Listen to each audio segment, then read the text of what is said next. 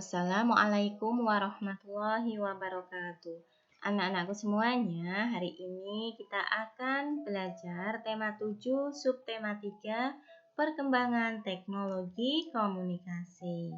Kita akan belajar pembelajaran 1 dan pembelajaran 2. Anak-anakku semuanya, kita masih belajar bahasa Indonesia tentang kalimat-kalimat utama, kemudian meringkas, kemudian membuat karya dekoratif, kemudian PPKN menjelaskan makna keberagaman, dan matematika kita akan belajar tentang keliling bangun datar.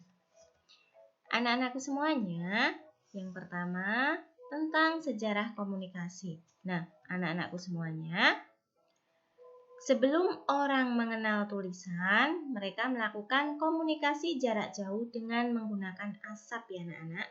Dari asap timbul tanda-tanda tertentu yang mengepul ke udara.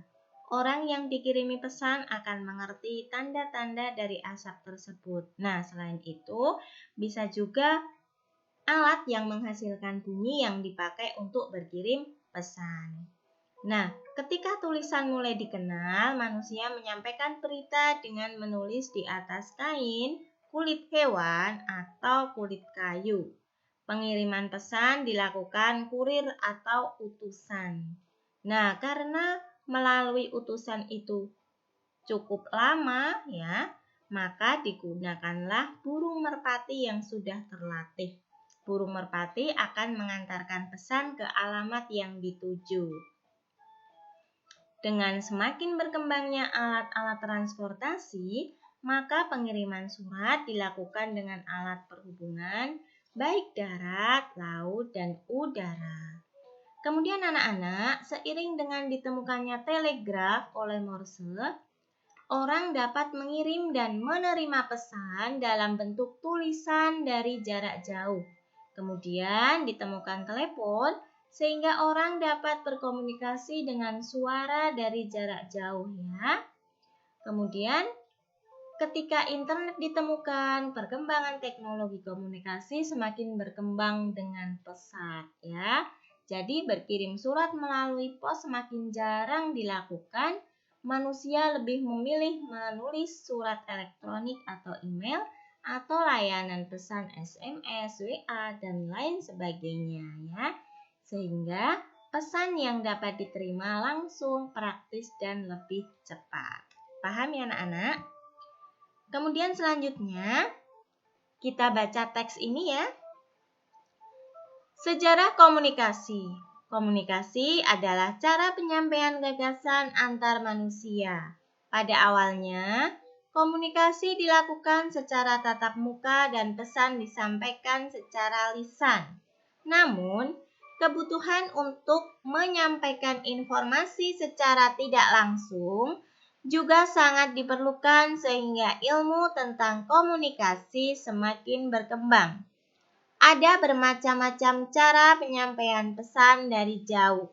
Suku Indian menggunakan asap sebagai tanda pesan. Di Indonesia dikenal adanya kentungan. Kentungan digunakan untuk penyampaian tanda bahaya bagi warga. Selain kentungan, gong dapat menjadi pilihan sebagai penyampaian pesan. Salah satu penyampaian pesan secara tertulis adalah melalui surat.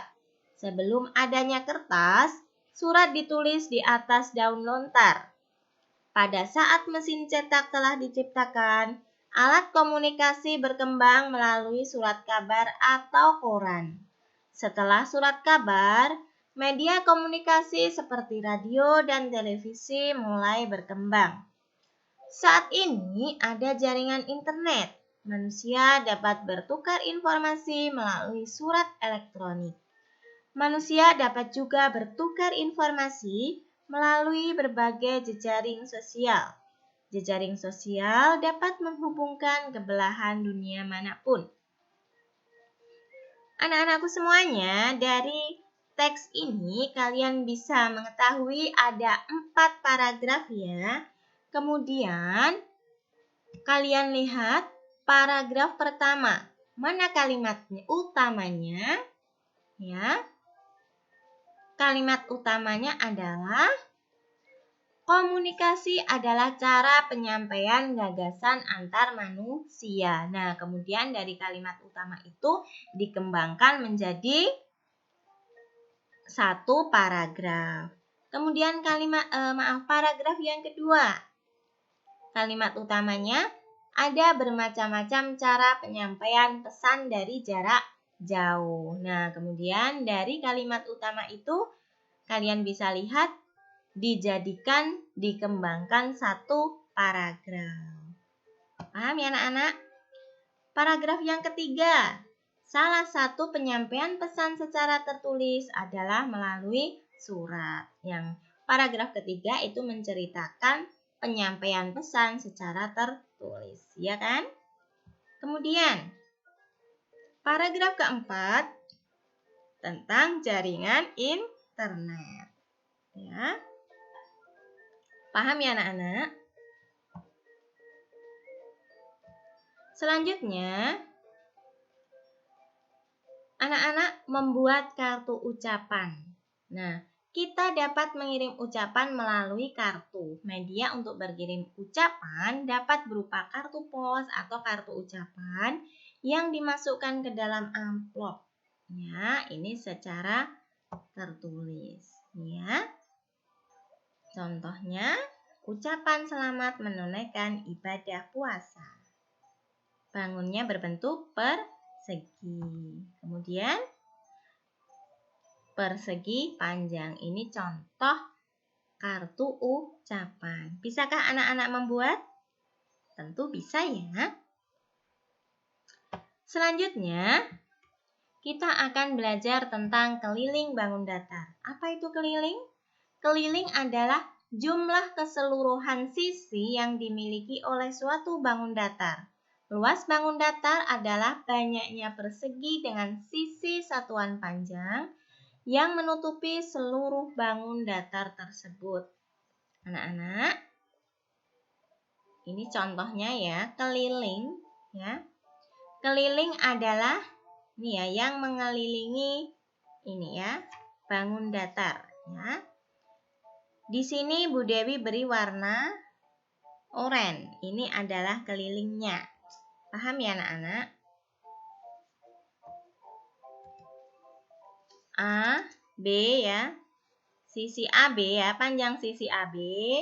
Kemudian ditambah panjang sisi BD. Kemudian panjang sisi DC dan panjang sisi CA. Paham ya anak-anak? Selanjutnya, coba kita amati ya. Udin membaca buku tentang komunikasi. Selesai membaca, Udin menceritakan isi buku kepada Edo dan Benny. Setelah bercerita, mereka berdiskusi tentang isi buku. Diskusi adalah salah satu contoh bentuk komunikasi. Benny memberikan pendapat dengan santun tentang alat komunikasi sederhana yang masih dapat dipakai hingga saat ini. Edo menanggapi dengan penuh semangat. Edo menjadi pendengar yang baik sambil sesekali memberikan tanggapan. Gaya Udin, Benny, dan Edo saat melakukan diskusi berbeda-beda. Namun mereka tetap dapat berdiskusi dengan baik. Hal tersebut karena sifat tiap orang pasti berbeda. Anak-anak, setiap orang memiliki sifat yang berbeda-beda. Ada yang pendiam, pemalu, ada juga yang memiliki sifat ramah dan mudah bergaul. Sifat termasuk salah satu bentuk keberagaman. Contoh sifat beserta cirinya. Sopan, menghormati setiap orang ya ciri-cirinya. Kemudian sombong, selalu merasa lebih baik dari yang lain. Keras kepala, tidak mau mendengarkan pendapat orang lain. Kemudian, sifat rendah hati, selalu menghargai orang lain. Humoris, senang membuat suasana riang dan penuh tawa. Contoh sifat yang lain, ramah, yaitu baik hati, manis tutur kata, dan sikapnya. Tegas, jelas, dan tidak ragu-ragu. Kemudian angkuh itu sombong.